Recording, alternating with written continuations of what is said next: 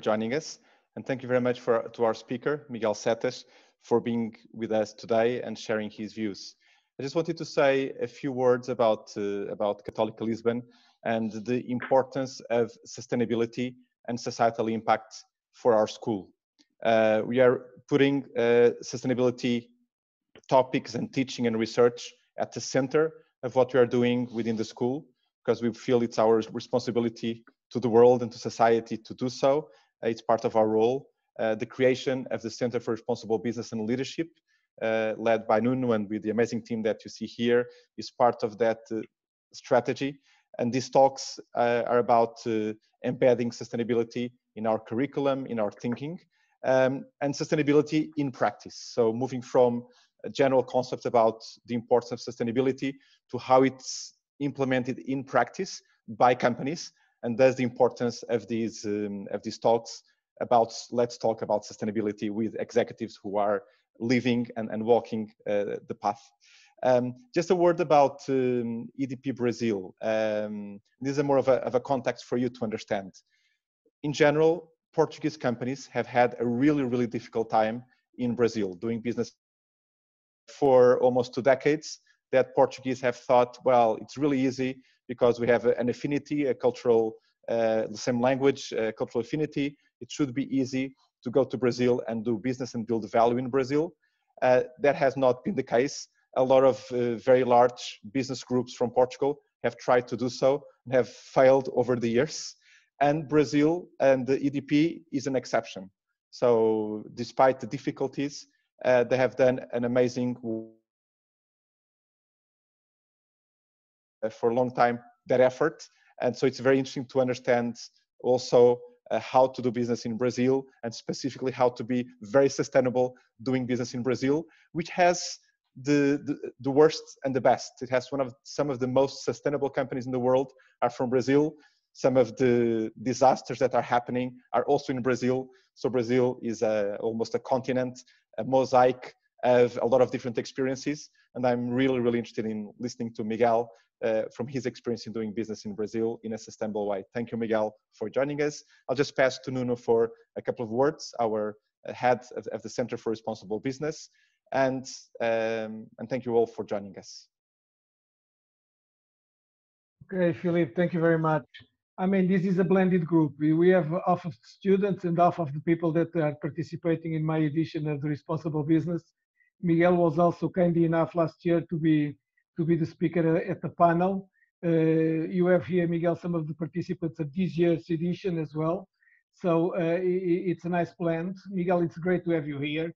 I think most of you know Miguel, but let me just to introduce Miguel. I know Miguel for 20 years now, Miguel. Time flies. It's almost 20 years now.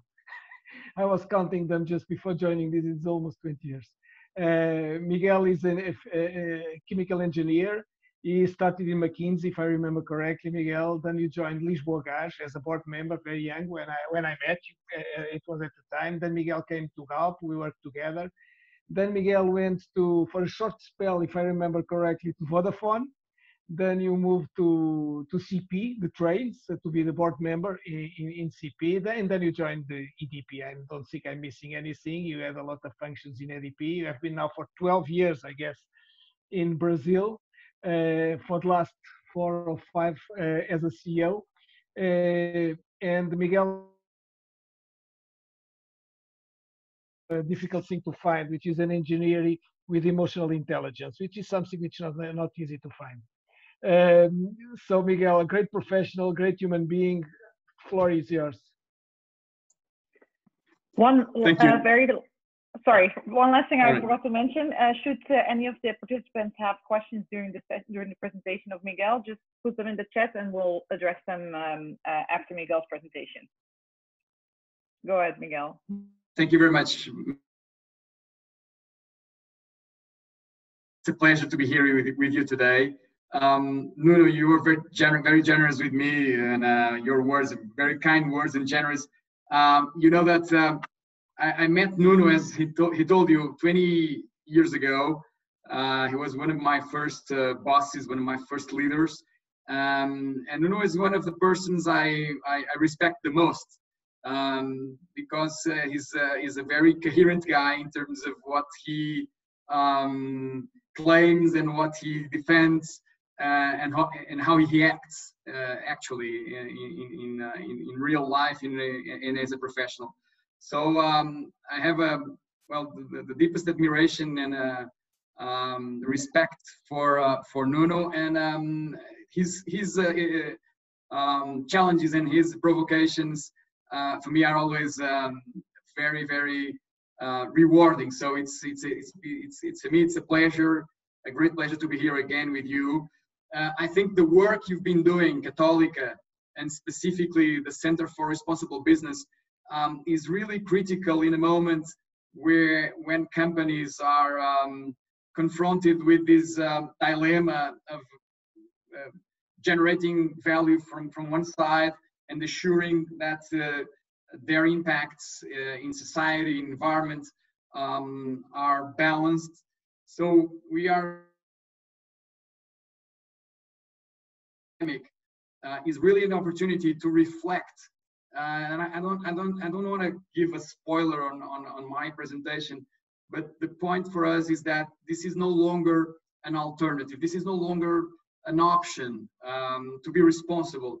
And I go even further. I think what we're talking about is an ethical business. For me, it's the need to have a holistic view of our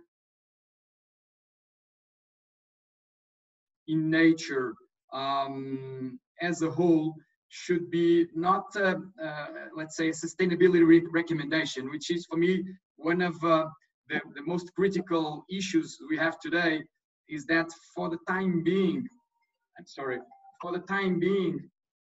we tend to see sustainability more as a best practice rather than an imperative. For me, sustainability, seen as a holistic discipline, seen as an ethical paradigm, is an imperative for the next years to come. And we have the opportunity now to more than to return to a supposed normality, which is what we call right now the new normal. I think we have an opportunity, great opportunity, to avoid the new normality and to do a great reset. Say the most rewarding challenge nowadays is to avoid our tendency to get back to our comfort zones and to get back to what we know by heart, the way we do businesses, traditionally speaking, and to reinvent the way we do business. So I think your work and Católica was in the forefront of that reflection, in the forefront of that initiatives, of those kinds of initiatives.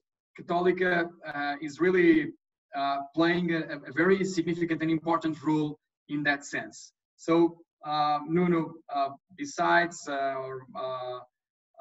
the extreme respect and admiration that I have for you and for your team, I should also make a public recognition of your the importance of your work and the way that you were able to anticipate and to be ahead of time with this topic. So congratulations. My mission today, according to the challenge that Nuno gave us, was to share with you our experience in Brazil and in EDP, specifically EDP Brazil, which is the company I know better. How have these companies dealt with COVID-19 pandemic? So I will address, as you will see, a little bit of more global context, and then I will deep dive in our experience in Brazil, and afterwards I will share some thoughts about the. Yes, I'm Miguel, Yes. Miguel, Filipe has already the presentation, so if you Good. want, Filipe will pass it, and you just need to say next, That's next, it. and Filipe So will do Felipe, it. if you could move on to the next slide, just to give you a highlight of, I'm not sure what's the cohort we have here today, but just to give you a highlight of who's EDP, who are we? So we are, perhaps Philippe initially mentioned, we are a multinational company present in 19 countries around the world nowadays, and with 3 platforms, business platforms, one focused in renewables, another one in networks, and the third one in client solutions and energy management. So these are the main building blocks, the platforms that we run today around the world in our global operations. To be quite honest, I think we're trying to become well, a full-fledged multinational company, but we are still learning how to operate as a global institution. So this is our footprint. Also, if you want to notice on the right hand corner, you see the weight of our main geography. So renewables, which is I would say the more global operation we run nowadays, it's around 40-45% of our EBITDA. Then Portugal, around 25-30%, and Brazil, it's more or less weighing 15-20%, depending on the forex. So depending on the relationship between Brazilian real and the euro, and then Spain to complement our portfolio. So this is well, a very brief snapshot of EDP around the world. So if you can move on, just to give you the sense that, as Felipe mentioned, EDP is a long-standing investor in Brazil. So on the next slide, I don't know if you are seeing that. So for more than 20 years, in Brazil, around 1996, when the public sector was privatized, and since then EDP has been growing steadily and firmly, in a very, I would say, in a very conservative way, without taking too many risks. And perhaps that was our risk management and our risk assessment, perhaps part of the recipe to, I would say, I was going to call it a successful company, but obviously success is always very let's say a concept that may have different opinions, but we consider ourselves as such. So 51% is the current participation of EDP in Brazil, EDP Portugal in Brazil. So it's the controlling shareholder is EDP Portugal, but then the remaining 49% are floated in the market. We have the majority of our investors are US based, also European investors, as well as Asian investors. But for the time being, EDP has a controlling stake in EDP Brazil. So we can move on, and I will be very brief on this next slide, just to give you a sense that we have an integrated value chain from generation to retail with the final customer. So we have businesses across the whole value chain, in transmission, in distribution, and so this diversified portfolio, I think it's an important fact, because it allows us to diversify risks and to have a very diversified risk in our portfolio. Please move on, Filipa. The point is, as we all know today, we are in the middle of what we could call the midst of what we could call the Great Lockdown. So these are photos of part of our geographies, the main ones in Brazil and in Spain, in the US, and in Portugal. And so we are basically affected on a global basis in all our geographies, as well. I would say all companies, all institutions around the world, and specifically in Brazil, as you can see, Brazil is climbing places, climbing rankings in the Wall of Fame, the unfortunate Wall of Fame of COVID-19. So Brazil is already in terms of deaths, as well as confirmed cases. Confirmed cases is a little bit less, but in terms of deaths, the death toll is already in 6th place. So it's and it's still growing. So we haven't reached yet the peak of the pandemic in Brazil. So I think figures will be dire. Will be much dire in the next months to come. I think we can move forward. And from now on, I will deep dive a little bit in our the management of this crisis. We've divided, or we've established 3 main priorities for the company, and specifically for Brazil. I would say they are pretty much aligned also with EDP as a whole. But the 3 main priorities are the ones that you see on the screen. To protect our people, it was the first priority. To protect the sustainability of the company, protect EDP, and also, as important as these first 2, to support society. So these are the 3.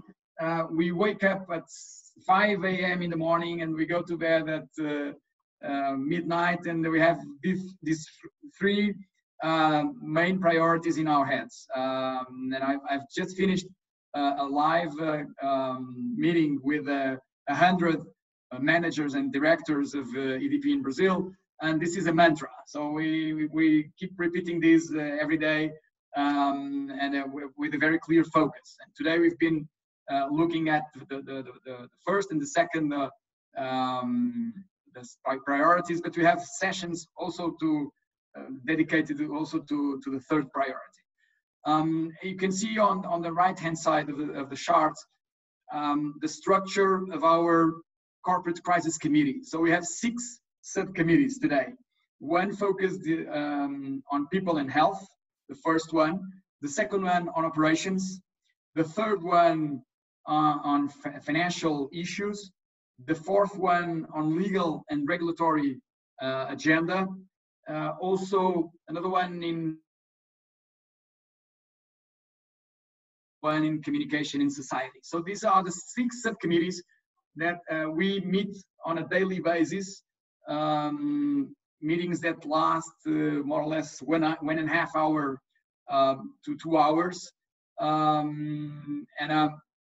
We take decisions on a daily basis, on a very timely approach concerning this crisis. And what we've been doing so far is to take very, I would say, very decisive and very timely measures to assure that we are ahead of the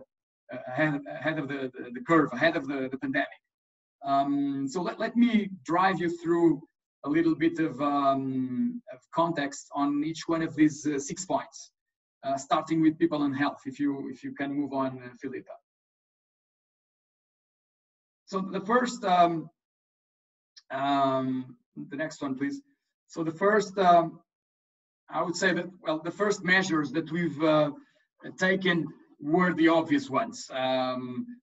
Restrictions to travel, to international travels, restrictions to face-to-face meetings, and agglomeration of people inside our facilities, cleaning and hygiene measures, preventive home office program.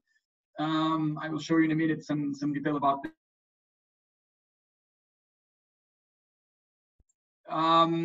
The commissioning of 2 medical practitioners to give us technical assessment and technical support in every decision we have taken concerning health issues.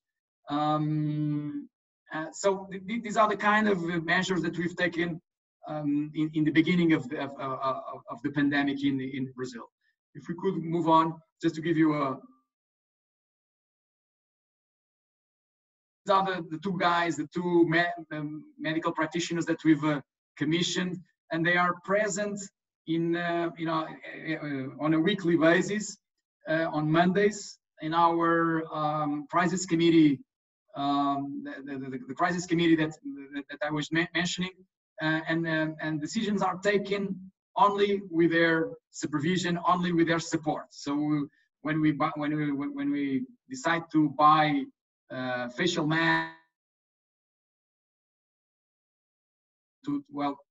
the kind of the testing policies, all of that are decisions that we take always with technical support, and we're not doctors. We don't have any medical expertise, so we tend to give that to our specialists.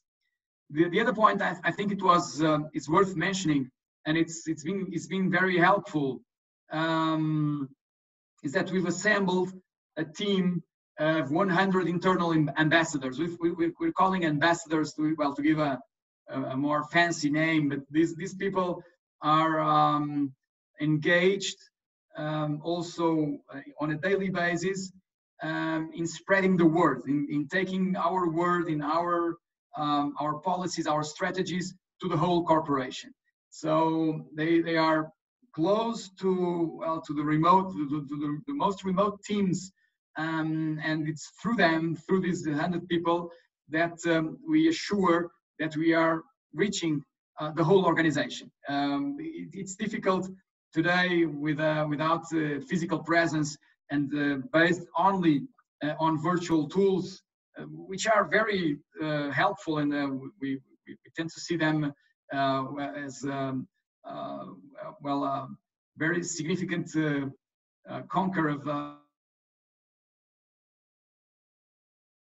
But these virtual tools, they do not replace human contact and human presence. So we try to give with these 100 ambassadors a little bit more of a warmth in the way we are managing the whole organization. So they are close to the most remote teams.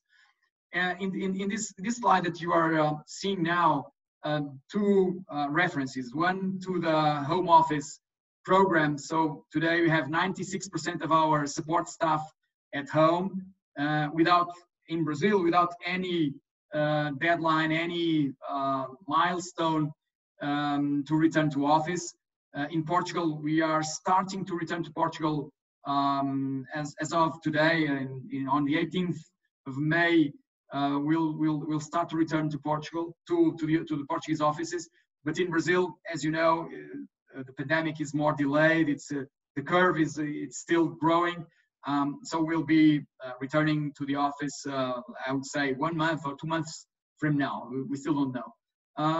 The other point, the other reference in this chart, in this slide, is that we've adopted the most rigorous measures, prevention measures. So we've distributed masks all around the country, 100,000 masks all around the country for our electrician, all the field services.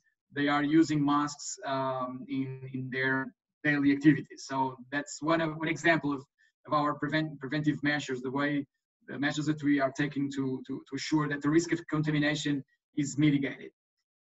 Please, Philip, we can move on. The other point is we have clear notion that being at home brings very clear, very significant challenges in what comes to emotional, psychological, even physical balance. And so we've devised a program, a wellness and health program with external advisors, with external participation, that we are basically providing to our 3,000 employees around the country, with specific hints on physical health, on financial hints, recommendations, cultural programs, psychological help, social initiatives, as well as, well, we still haven't done yet any of this kind, but as well as spirituality matters and issues. So we've devised a whole set of initiatives around these 6 blocks to give more comfort and to give more well-being and wellness to our 3,000 employees, and the majority of them at home, as I mentioned to you. So today, just a reference, today at 5 p.m. Here in Brazil, we'll hold a live with one doctor and medical practitioner to talk about metabolism and diabetes, all the things that we know that today are additional risk factors besides all the pandemic effects.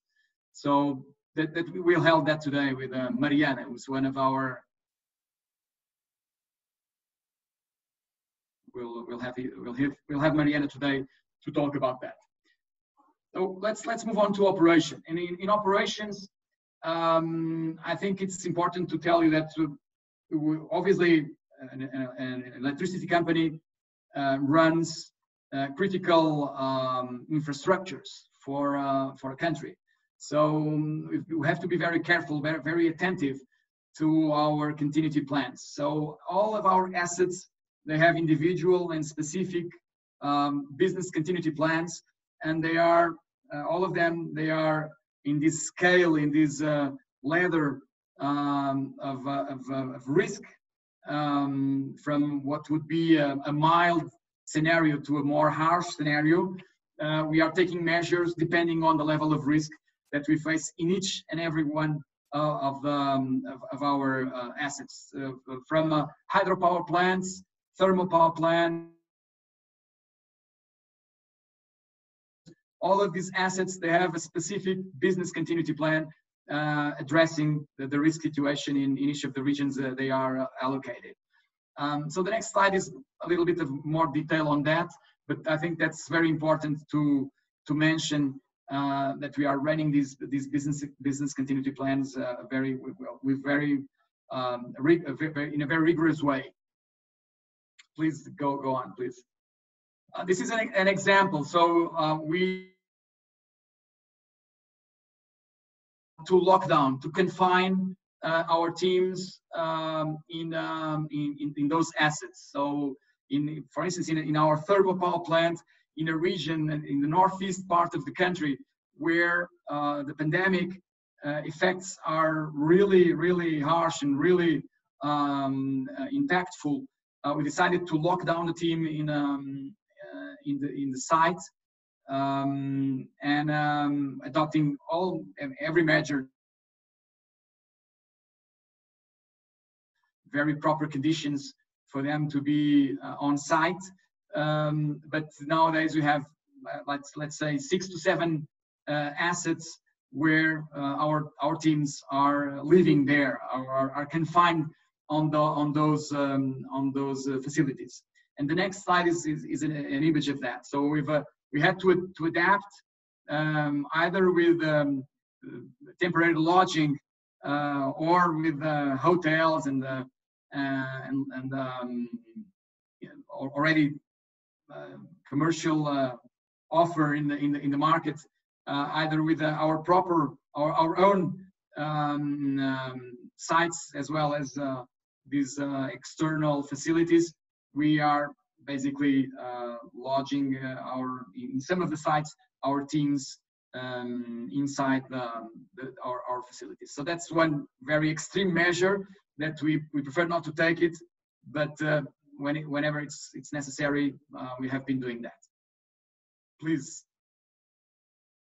On a financial plan, we know, all of us, we know that companies go bankrupt because of their cash flows, because of their financial situation.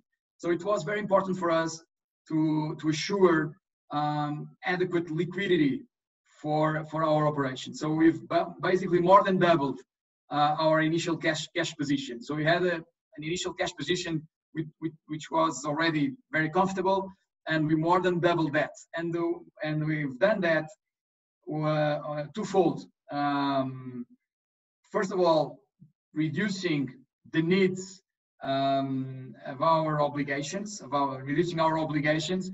So reducing TOTEX, CAPEX, and OPEX, reducing dividends, canceling M&A projects, and that has accounted for, let's say, 1.3 billion reais. That's not relevant, the figure, but that has accounted for part of the additional resources, and the other part with 1.7 billion with additional credit facilities. So we have today an additional 3 billion reais, which has doubled our initial cash position. Please go on. So that's very critical, as you know, and that's the evolution of our stock price. So we had an initial when the crisis hit Brazil, we had an initial plumbing of the stock price. As you all see, then there is a mild recuperation, and for the time being, we are still above when you compare with the stock price in December 2018. We are still above market evolution and the average index in the energy sector. So we are the red line. I hope you can see it properly. The red line and the 18.58% difference vis-a-vis the stock price in the beginning or the end of 2018, beginning of 2019. So that's the effect of, as you can see, the effect on the stock price. We can move on, please. On legal and regulatory, just a word to say to you that within this strategy of addressing a holistic view of our crisis, we've been dealing with the minister and with the Minister of Mines and Energy in Brazil, with the regulatory agency and all the associations, sectorial associations, to guarantee that specific regulatory solutions are devised, specific rescue measures are devised to help the companies in such a very stressful situation. So, and we are working on that I would say on a 24/7 basis, literally from night and day, working with these institutions to guarantee that we have a package of solutions, of decisions that are taken to help the companies and to stabilize the sector I would say in financial and economic terms. The next point is a word on supply chain. And on supply chain, I would like to mention, obviously, that if you could move on, Filipa. On supply chain, it's obvious that our dependence from China disrupted our operations initially. So we had a 1 month blackout, let's say, from the Chinese suppliers. We have already overcome that blackout. So we are running properly and smoothly with our global supply chains, but that's an issue, I would say. So it's something that we want to reflect upon, perhaps the need to make these supply chains more regional and more national based than the ones we have today. We have a large proportion of our materials coming from China, coming from other regions of the country, of the world, that are being hit by this crisis and will be hit in the future by other crises. Who knows? So that's a very important point in terms of resilience, of getting a resilient operation to guarantee that our supply chains are robust and they can face the impacts in such a crisis. So just to end up this circle, this star, couple of words about communication and what we've been doing. EDP Brazil, as well as EDP Portugal, Spain, all our operations around the world. An extreme concern about the social impact of this crisis. So what we've been doing is helping very vulnerable segments of society, as well as the national health systems, to assure that infrastructure that we have available, not only in Portugal but in Brazil specifically, it's more adequate for the moment we are living today. So we've bought ventilators, we've bought medical equipment, we have donated food and hygiene kits to assure that, well, as much as we can help these vulnerable communities as much as possible. Please go on. So communication is obviously one of the most important tools at the moment. Here are some examples of the global, Mr. Antonio Mexia, myself, on a very timely and a very frequent and transparent way. This is very important to guarantee cohesion of the company, cohesion in a moment where all of the support staff is at home, and it's difficult to have a more personal interaction. So communication is definitely one of the most important tools we have to tackle and to address. The next one is another example, and I don't want to take too long on this with the recurrence of our communication also on social medias. And the next one, just to show you that this is a global, and I've seen Carla already, also my colleague Carla already in this live. This is one of the main, let's say, pet projects of EDP, our volunteering programs around the world, in Portugal, in Brazil, in Spain, in the US. More than 300 people now are dedicated to help communities, to help vulnerable families and vulnerable institutions with our own efforts, with our own participation. So that's a very important also reference on that social dimension. And the last one of this section is an example.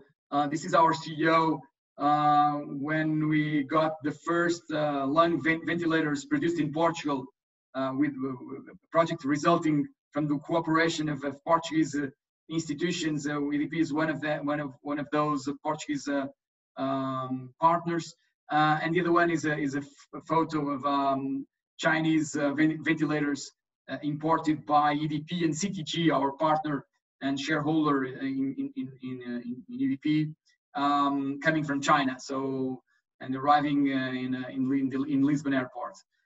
So these are two examples of the global reach that this fight has unfolded. So it's really for us a global effort, and we are trying to do our best to help society and to help the most needed right now in this crisis. With that, I think we could now make a small interruption, because the final part of my just another one, just to show you that we are on a daily basis controlling, monitoring a whole set of KPIs, of key performance indicators, specifically assembled to the COVID-19 crisis. So we have, as we all have KPIs, and we have this star with KPIs in 6 dimensions. And we have adapted this framework, and we are following, monitoring on a daily basis the evolution of these 6 dimensions, 6 stakeholders, if you want. in our crisis committee. So that's the way we are following our performance on a daily basis. But I was mentioning that perhaps this is the moment to make a small interruption in my presentation, because I want to end up with a reflection more than going forward, more than an experience, past experience. But I don't know, Nuno, if you want to jump in and make any comments or any questions at this moment. Miguel, fantastic. I mean, it's just amazing what the power of an institution, when well led, can take to results which are absolutely fantastic. Well done, and I'm sure we are still in the middle of the storm, and we never know whenever the storm will finish. But you are well prepared, and that's all that people can ask from you: to be well prepared for the scene, that's Miguel. Yep. Let me just well, I would love to open to questions, but because I'm very selfish, let me start with one myself. Please. We had last week we had a digital conference on sustainable development goals and COVID and all that stuff. And the basic doubt that most people, many people have, is about the SDGs. I mean, will this stop? I mean, will this speed up? How do you see it, Miguel? The implementation. That's a very good question, Nuno. And please let me share a reflection about that. Before I answer to that question, let me share the second slide, because I think that will give the context to the answer I want to give to that answer. If Felipe could share the first and the second slides. Sorry, before that, before. So, no. You were there, Felipe, sorry. After the KPI star. After that. So the great question for me is either this is sorry, get back to the previous one. The great question for me is either this is a reset or a return. And you'll see that we're going to claim that this should be a reset, Nuno. And not a normal return. This is on your screens the ranking of the issues, the bunch of CEOs, authorities around the whole world gathered together in Davos 2020. In Davos 2020, these were the top 10 issues that were considered. January 2020. That's not 1990. That's 2020. January. It's not even in the top 10, and the impact of infectious diseases ranked as 10. So this is the vision of the most notorious. This is great. This is the vision of the most notorious, the most, let's say, respected, the most knowledgeable people in the world gathered in Davos. The most powerful and knowledgeable people in the world gathered in Davos. So the world so no one knew that this could be. Sorry, Felipe. And let me just reinforce your message with one word.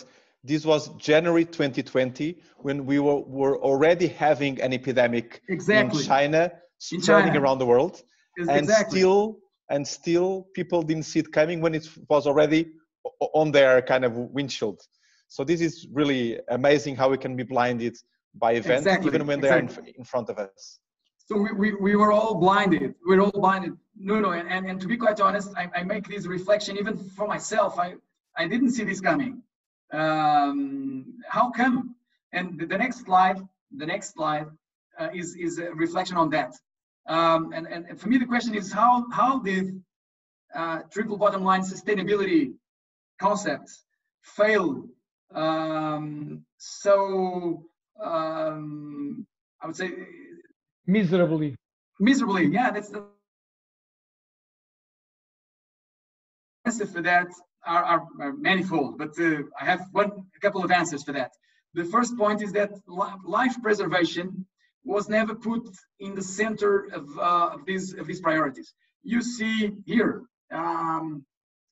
social economic, social progress, environmental stewardship, economic growth, all these concepts put in place in a very coherent framework, etc. But we've never taken life preservation as I would say the center of our strategies, of our concerns, of our strategic maps. The other point is our tendency, and Edgar Morin, we all know the complexity theory of Edgar Morin. We always tend to divide to analyze, not divide to conquer, but to divide to analyze. So we tend to separate this in three building blocks. One thing is the economic building block, the other thing is the environmental building block, the other thing is the social building blocks. And what we know is that this is a single reality. We cannot strip out different pieces of the problem, because the problem is the same. The problem is a very substantial, significant, impactful imbalance in our environment, in the world. So we think, Nuno, that the solution for this is to go to the foundations, of a new ethics to life on Earth, or for life on Earth. And the foundations of that new ethics for life on Earth, they should not be recommendations. We should not have, we executives, as a CEO, I have a sustainability department. I have one sustainability department. And this sustainability department is very important. I hear them a lot, but they give me recommendations. They give me best practices. They give me advices. And what I think we should consider these not as recommendations, best practices, but as ethical imperatives. These should be ethical imperatives. I think we have a call to action now, and this may sound an utopia. This may sound an utopia, but the point is, and if you go to the next slide, please. The point is, and I think this picture is, for me, is very I'd say very funny, because we think that the curves of the pandemics that the doctors are regarding as let's say the hardest times that we'll have to face, this is just the beginning, because what comes forward, what comes in front of us, it's much worse. And we know that the impact in our environment is really a disruption in the way humankind has learned to live on Earth. So we think that this is the time to act, the time to act responsibly. No. And that's the reason why in the beginning of this session, I praised your work. I think you are right on, you are spot on the topics and the issues that we have to address, not as best practices, not as something that we should account for, but something that should be taken as imperatives, that should be taken as we take compliance imperatives. In Brazil we have corruption scandals, all sorts of compliance issues, and when we get recommendations from compliance and from internal audits, we don't take those recommendations as alternatives, as optional. They're not. They are imperatives. They should be implemented. So I think there's a mindset, a change of mindset that we have to put in place after this crisis. So to answer your questions, Nuno, I think that the goals, sustainable development goals, will have to make part of our daily conversations, business conversations. It's inevitable to do that. But to be quite honest, I think today the frameworks in which we work,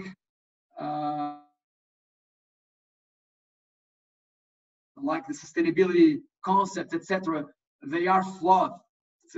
for the time being, and that's why if you could go back to the previous one, we like this framework a lot from the Donut economics from Kate Raworth, and here you have an holistic view, not only of your social challenges as well as of your ecological what they call ecological ceiling, and you have an integrated view, a holistic view.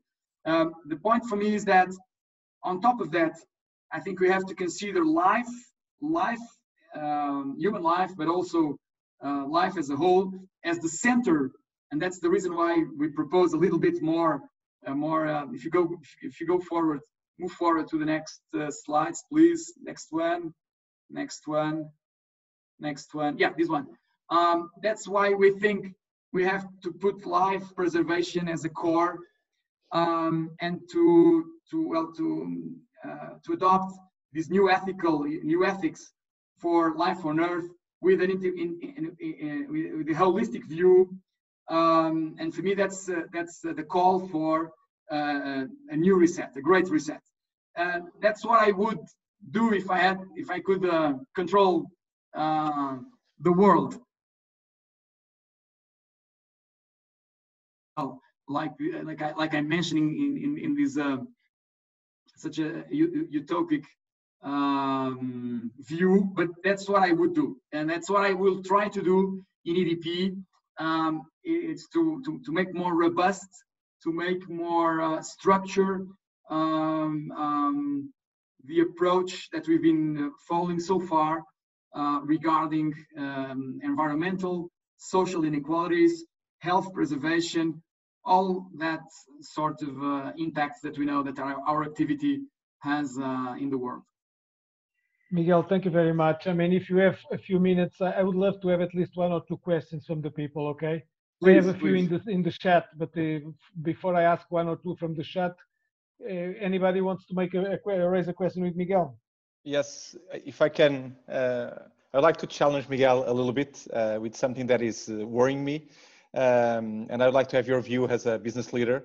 I feel that a few months ago, we were about to develop a new global consensus that we would need to fight inequality, that we need to preserve the environment, that climate change was the biggest threat we were facing, that could disrupt life on Earth and everyone. So I thought we were making real progress. And then came COVID. And COVID had a few effects. Some of them are shown in your slide. I think the slide before that shows that climate emissions suddenly dropped. What seemed impossible 6 months ago, they actually started dropping more than 5 or 10, or not only being stable, but actually dropping. Pollution started retreating for some time. And so on one hand, global climate change issues may lose priority. And because we will be facing so much unemployment, so much bankruptcies of companies, so much economic distress and social upheaval, there could be kind of a focus back into the core in the survival mode, and some of these aspirational goals and new mindsets could be put aside in the harsh realities of surviving the crisis. So we could, in trying to survive, we could lose part of the momentum we were doing in different fronts. Do you see that as a risk? Do you see signals of that? And how can we not allow this to happen? So what should we do to fight this possible scenario, which I think is a likely scenario, actually? Philippe, that's I think a very legitimate question, a legitimate reflection. If you go back to the slide Philippe mentioned with emissions, that's the one. What we've seen so far, when we go back to the 1900 to the previous century, what you see is whenever a crisis hits the world, the moment after, you get back to normality. You get back to your previous track. So you see the Great Depression, the Second World War, the second oil shock, financial crisis in 2011. Whenever you have a crisis, the return is even, you can see in the financial crisis that was the case, the return is even more, I would say, more vigorous, more impactful. So I suspect, Philip, that you're right, that we're not going to take this opportunity unless there is a critical mass around the world in business leaders, in politicians, that will revert, that will avoid that normal return to, well, to what we call now the new normal. But the new normal is to get back on track and to keep on emitting gigatons of CO2 to the atmosphere. So I think your concern is right. I think people like myself and other business leaders, we have a responsibility. I take that responsibility on a personal level. I know that Mr. Antonio Mexia, the CEO of EDP, also does the same. As you know, we are one of the companies that were participated in the global agreement for a 1.5 degrees pathway. I guess 80 great companies around the world did that. But it I think it's dependent on us, on an individual level and on a collective level. So I hope that politicians around the world, specifically in the developed countries, they could sense this risk, and we could take this opportunity to make a different approach to this recovery, to make it a green recovery, not a, well, idealism. And you mentioned correctly that this crisis has a very severe social impact, and there are people starving around the world. Here in Brazil, there are people starving. We cannot underestimate that, the impact of that. So let's see how will the world cope with this challenge. I still have the idealism of thinking that we could do it in a different way, but I don't know if that critical mass will be sufficient to overcome the tsunami that will come after this pandemic, which will, well, try to bring us to the new normal, which is basically very similar to the previous normal. Thank you. Nuno, some more questions?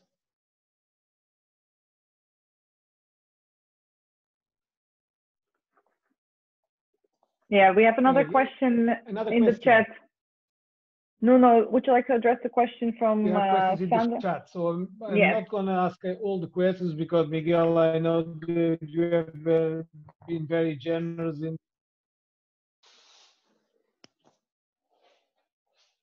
Yeah, we have... I didn't hear you. I don't know if you posed the question.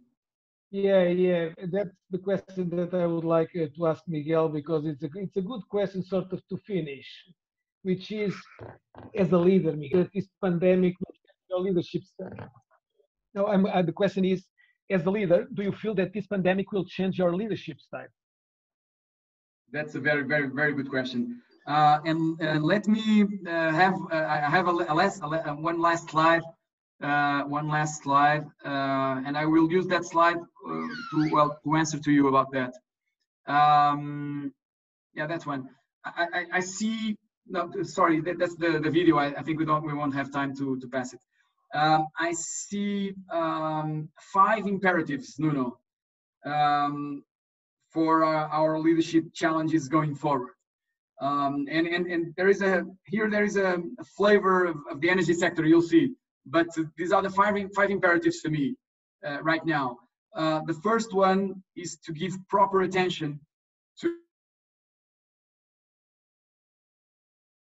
The second one is to make a faster energy transition. I think we have to do that. The third one is to use digitalization as a core strategy for the whole value chain of our businesses and our relationship with customers, our relationship with people, all our relationships that have to be digitized. The fourth one is flexibility. We tend to see work relationships with a certain rigidity, with a certain stiffness, and I think we must departure to a much more flexible way of interpreting new models of work, new models of contractual relationships, and so we have to take that very seriously into account. And the fifth one is options, how to deal with cyber risks and cyber attacks, and how to guarantee that your operation is really resilient to this kind of impacts. So if you want, this is the 5 topics that I will put in my agenda to force myself to adapt my strategic map. Okay. Obviously, beneath this agenda, there is one thing that I mentioned here, which is a new ethics for life on Earth, which I firmly believe. And having said that, Nuno, and going directly to your question, I think we'll have definitely to adapt our leadership style and the way we manage, the way we deal basically with these challenges, with people, with risk. I think the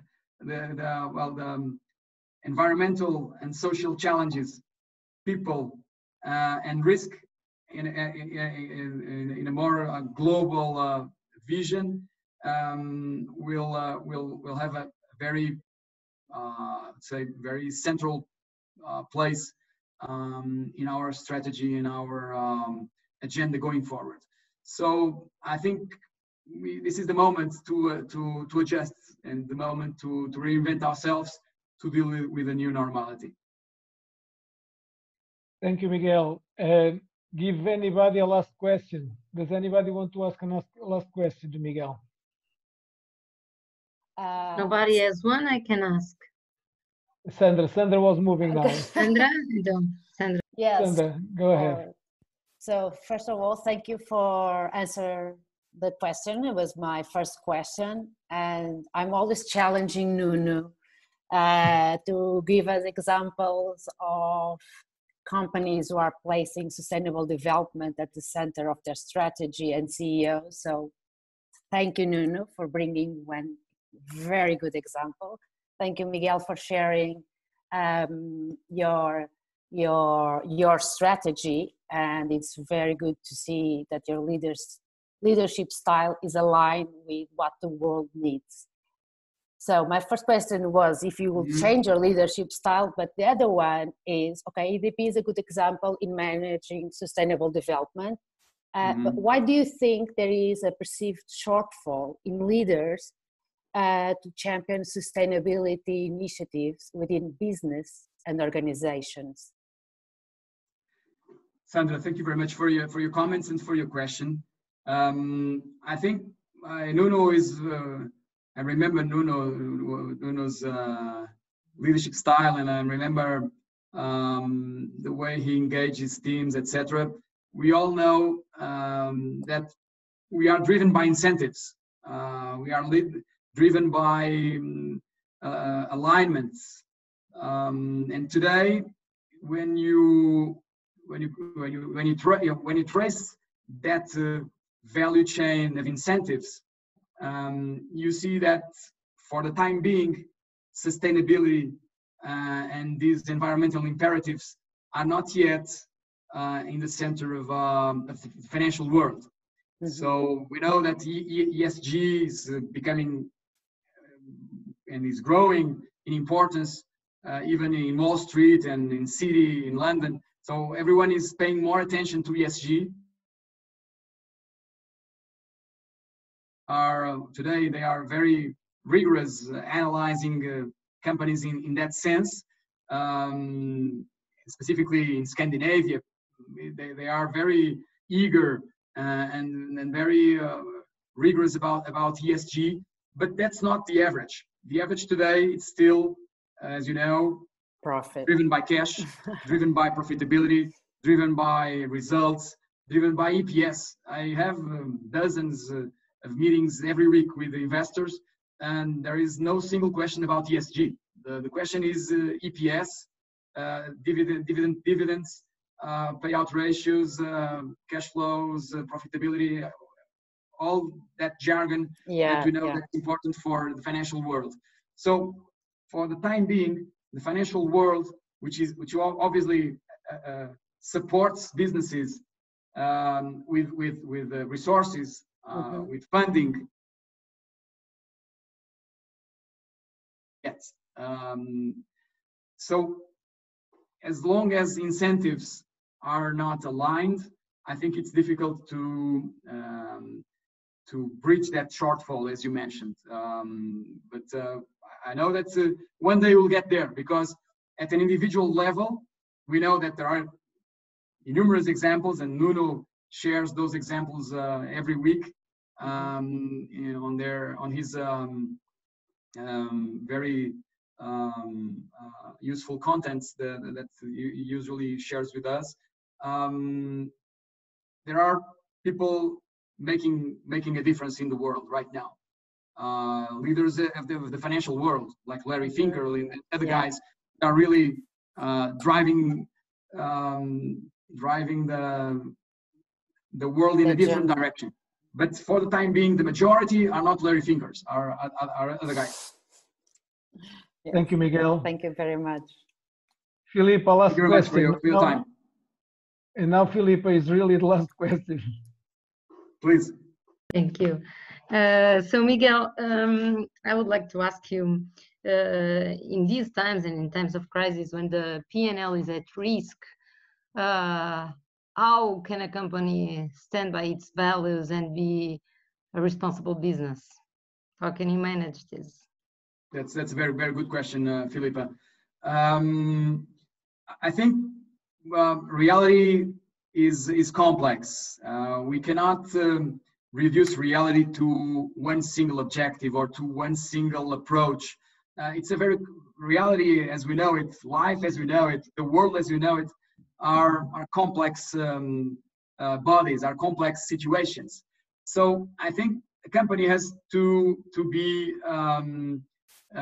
simultaneously focused on assuring its financial and economic equilibrium. Without cash, we close doors. So that's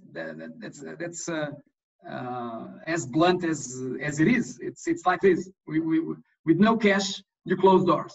So you have to assure that you have proper and healthy financial and economic situation, but that's not incompatible with your social objectives, with your social responsibility, with your with these new ethics that I was mentioning. So both things, they can coexist, and that's what I think we should do, is to cater to all those needs from both realities. It's two sides of the same coin.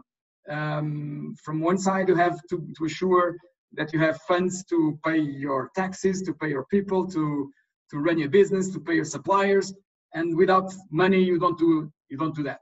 And on the other side, you have to guarantee that your practices, your policies, they are balanced, and they're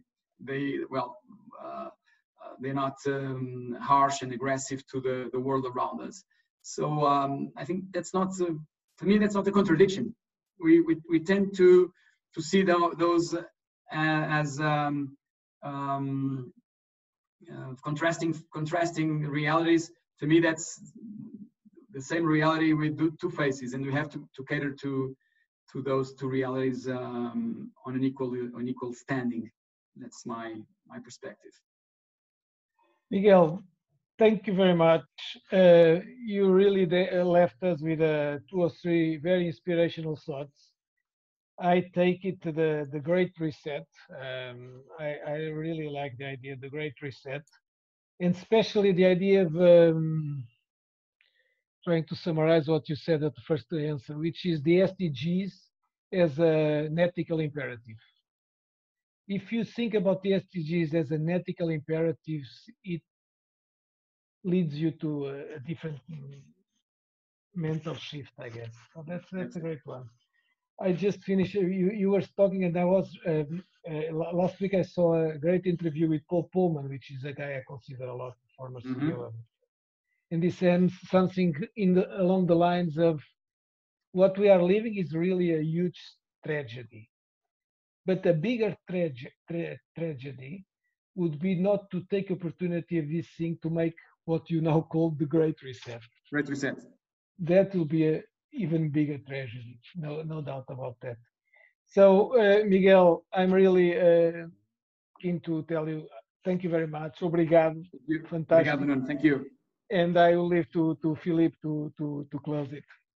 Thank you very much, Nuno. It was a pleasure to be here with you. There's not much for me to say. I take Nuno's call. Never waste a good crisis to make the change that's needed, and that's more than needed. It's an imperative. Again, thank you very much, Miguel, for sharing your view, your work with us on sustainability. I think we are much richer and also inspired. And thank you all to the team of the center for putting together these talks. Thank you. Thank you I all. would just ask Manon, please unmute everybody so that everybody can say thank you directly to Miguel. Obrigado, Miguel. Obrigado, Nuno. Thank you all. It was a pleasure. Bye-bye. Muito obrigada. Obrigado.